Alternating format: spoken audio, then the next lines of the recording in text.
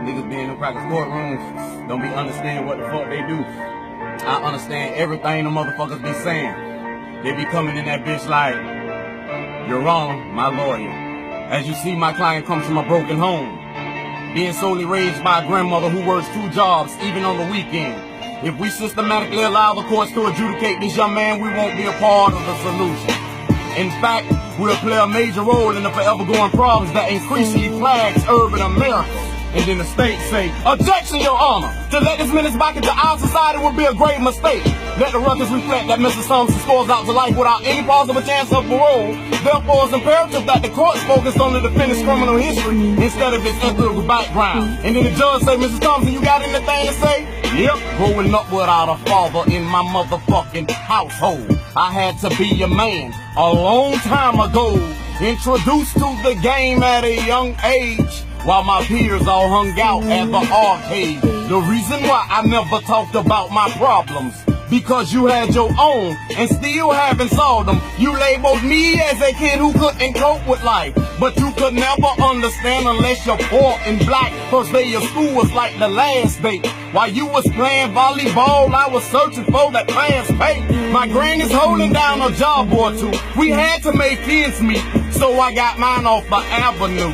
Cash flows through the inner city streets, and I thank the Lord for giving me survival instincts. Many of nights I came across somebody's child, leaving this world, gangland style, and all the while my mind was taking mental notes. Another Negro, ghetto hero, murder she wrote. Could have been me 6 feet deep, but I'm still around on ghetto ground. Shit go down, pound for pound. I'm slinging bricks at the chain gang, and I'ma sling the motherfuckers harder until some things change. So if my past reflects on my destination, then you know I'm in a fucked up situation. And if I'm wrong from getting it the best I can, Your Honor, I'm guilty of being a man.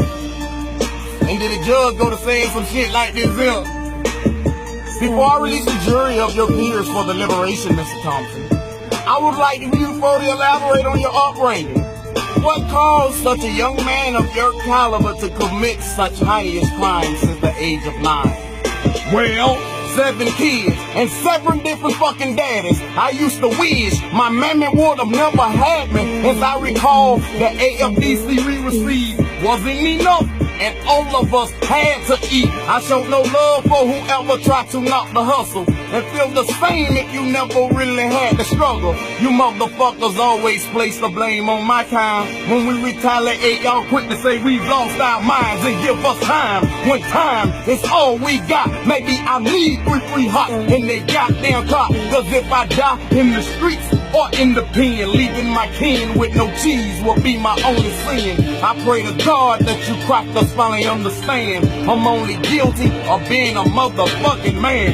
And then the jury come in that bitch and they be like, the jury has reached this verdict. Count 1, traffic and cocaine, we find the defendant guilty. Count 2, battered on a law enforcement officer, we find the defendant guilty. Count 3, resisting arrest with violence, we also find the defendant guilty. But due to the extenuating circumstances that surround the case, Your Honor, we, the ladies and gentlemen of the jury, are only forced to find the defendant guilty simply of being a man due to the unusual circumstances.